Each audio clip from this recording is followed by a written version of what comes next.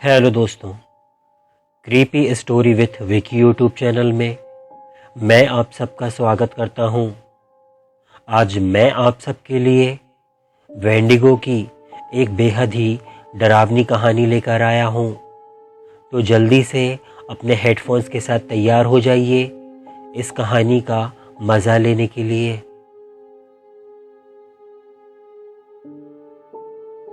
मेरा नाम जॉन है। मैं कनाडा का रहने वाला हूँ।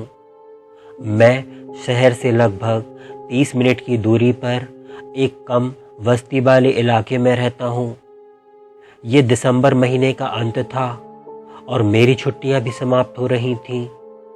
मैं इन छुट्टियों में बिल्कुल अकेला था क्योंकि उस समय कोविड महामारी फैली हुई थी। उसी दौरान एक दिन मुझे अपने एक दोस्त का फ़ोन आता है कि वो मेरे साथ शिकार करने के लिए जाना चाहता है।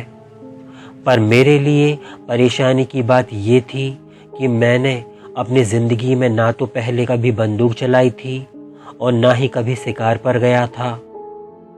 मेरा दोस्त ये सब कुछ जानता था, इसलिए उसने मुझसे कहा कि वो बस शिकार पर चलने के लिए मेरी मदद चाहता है ताकि वो जो कुछ भी पकड़े उसको ले जाने में मैं उसकी मदद कर सकूं। वो मेरा सबसे अच्छा दोस्त था, इसलिए मैंने इसके लिए उसे हाँ बोल दिया। तब मुझे नहीं पता था कि मैं उसे हाँ बोलकर अपनी ज़िंदगी की सबसे बड़ी गलती करने जा रहा हूँ, जिसका पछतावा मुझे हमेशा रहेगा। खैर, अगले दिन वो मुझे अपने पुराने गंदे फूड ट्रक से पिक करता है, जिसका उपयोग वो अक्सर शिकार पर जाने के लिए करता था। वो मुझे बताता है कि हम जंगल में थोड़ा गहराई तक जाएंगे और एक अच्छी जगह देखकर अपना शिविर स्थापित करेंगे। इसलिए हम जंगल के अंदर 20 मिनट की ड्राइव करते हैं और फिर जब वहाँ सड़क खत्म हो जाती है तो हम ट्रक को वहीं पार्क करके पैदल चलने का फैसला करते हैं। हम अपने गियर्स और ज़रूरी सामान को वहीं उतारते हैं और अपने साथ ले जाते हैं।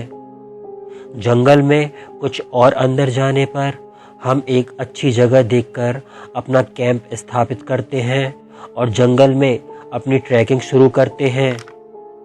कुछ और अंदर जाने पर हमें वहाँ कुछ छोटे खरगोश दिखाई देते हैं। इसके अलावा हमें वहाँ कुछ भी नहीं मिलता, इसलिए हम और आगे बढ़ते हैं।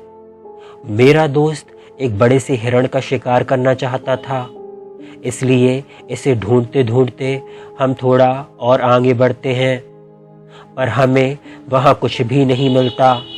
जंगल के इस हिस्से में आने पर हमें कुछ अजीब सा महसूस होने लगता है।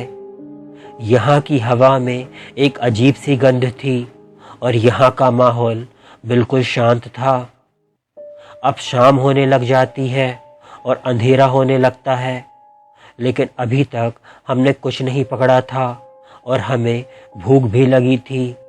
इसलिए हम वापस मुड़ते हैं और खरगोश का शिकार करके उसे अपने साथ कैंप में ले जाते हैं और रात के डिनर की तैयारी करते हैं। हमने वहाँ आग जलाई, रात का खाना खाया और अपने कैंपों के आसपास के क्षेत्र का निरीक्षण करने लगे। तब हमने कुछ अजीब देखा। मैंने वहाँ देखा कि आसपास के क्षेत्र में पेड़ों पर बड़े बड़े पंजों के निशान बने थे। तब मैंने इसे अपने दोस्त को बताया, पर मेरे दोस्त को इस बात पर ज़्यादा आश्चर्य नहीं हुआ। उसने कहा, ये भालू के पंजों के निशान हो सकते हैं, जो अपने पंजों को तेज करने के लिए ऐसा करते हैं। पर ये सब मेरे लिए अजीब था, क्योंकि मुझे ऐसा लगता था कि कोई भी भालू अपने पंजों से इतने बड़े और गहरे निशान नहीं बना सकता था। अब चारों ओर अंधेरा था। हम डिनर करने के बाद आपस में कुछ बात करते हैं और दिन भर की भाग दौड़ के बाद हम थोड़ा ज़्यादा थके हुए थे, इसलिए अपने कैंप में जाकर सो जाते हैं। तो उस समय हमें सोए हुए कुछ समय ही बीता था कि लगभग रात के 1 बजे हम दोनों एक भयानक चीख की आवाज़ सुनकर जाग गए। ये इतनी भयानक चीख थी कि हमने इससे पहले इसे कभी नहीं सुना था।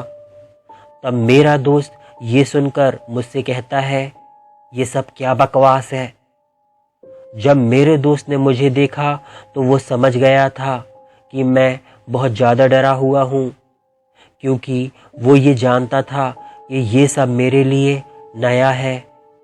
ये सब देखकर वो तुरंत अपनी बंदूक पकड़ लेता है और मुझे शांत रहने के लिए कहता है। हम थोड़ी देर बैठकर ये सोचते हैं कि आखिर ये क्या हो सकता है। मुझे पता था कि मेरा दोस्त कम से कम सुरक्षित है, क्योंकि उसके पास बंदूक थी, पर मेरे पास मेरी रक्षा के लिए कुछ भी नहीं था। अब इस बात को सोचकर डर और चिंता मुझ पर हावी होने लगी थी। इसलिए मैं अपने दोस्त से पूछता हूँ कि लकड़ियों को काटने के लिए जो कुल्हाड़ी हम अपने साथ लाए थे वो कहाँ है। अब वो मुझे बताता है कि वो कुल्हाड़ी कैंप फायर के पास रखी हुई है। मैं अपनी सुरक्षा के लिए उसे हर हाल में पाना चाहता था, इसलिए मैं अपने दोस्त से कहता हूँ कि मैं टेंट को खोलने वाला हूँ और कुल्हाड़ी को उठाकर मैं जैसे ही वापस आऊँ टेंट को जल्दी से बंद कर देना। तब मेरा दोस्त हाँ में सिर हिलाता है। अब मैंने टेंट को खोला और जितनी जल्दी हो सके कुल्हाड़ी को उठाया और टेंट में वापस कूद गया।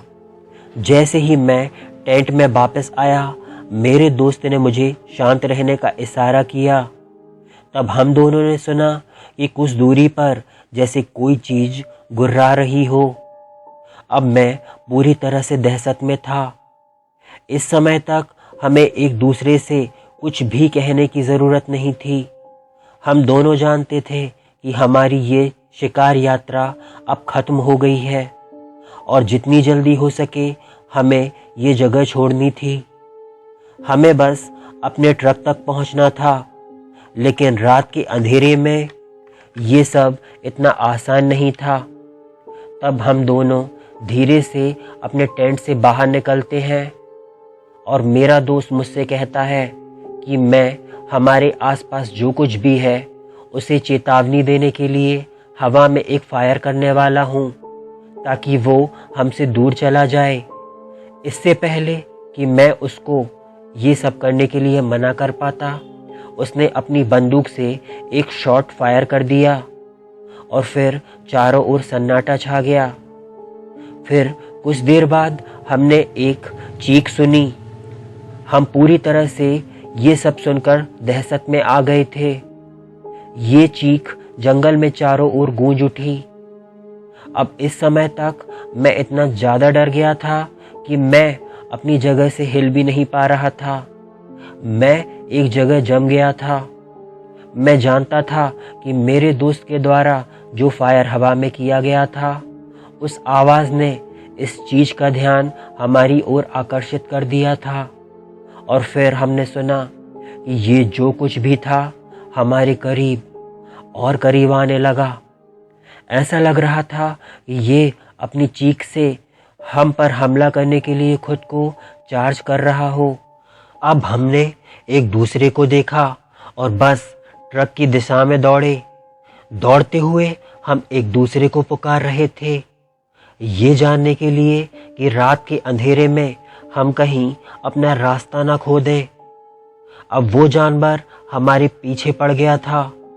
हम इस गुर्राने की आवाज़ को अनदेखा करते हुए, जो हमारे कानों में चुभ रही थी, सीधा अपने ट्रक की ओर भाग रहे थे। जैसे ही हम अपने ट्रक के पास आते हैं, मेरा दोस्त पीछे मुड़कर इस शैतान के ऊपर फायर करता है।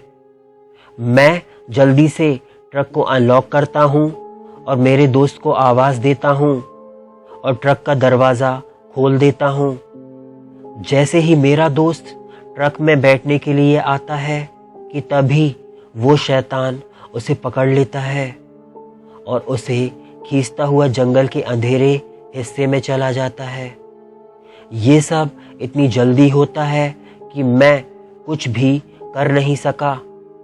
मैं अब पूरी तरह से सदमे में था और फिर मैं ट्रक से बाहर आया और अपने दोस्त को आवाज़ लगाने लगा, लेकिन मैंने उस समय के लिए जंगल में अपने दोस्त की दर्द से चीखने की और गोलियां चलाने की आवाज़ सुनी और फिर चारों ओर सन्नाटा छा गया।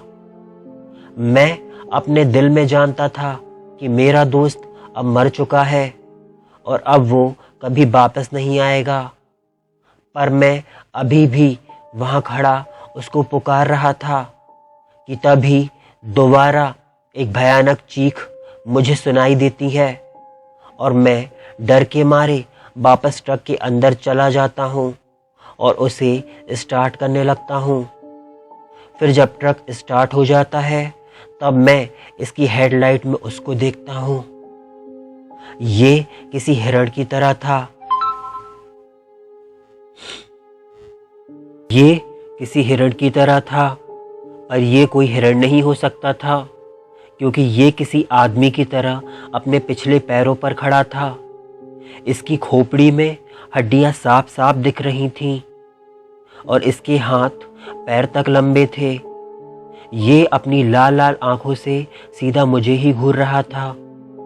ये जानवर ट्रक के रास्ते पर खड़ा था और ये बात मुझे वहां जाने से रोक रही थी, पर मुझे यहाँ से बचकर निकलना था।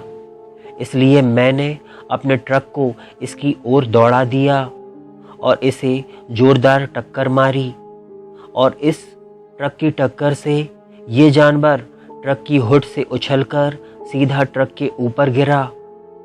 तब मैं अपनी स्पीड को और भी बढ़ा देता हूँ और ये जानवर सीधा नीचे गिरता है।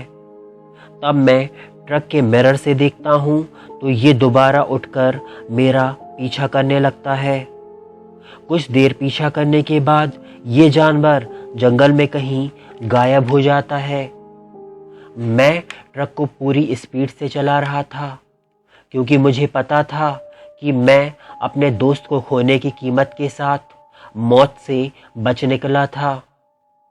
आज भी जब मैं इस घटना को याद करता हूँ तो सोचता हूँ कि काश मैंने उस दिन अपने दोस्त को शिकार के लिए हाँ ना कहा होता तो आज मेरा दोस्त मेरे साथ होता।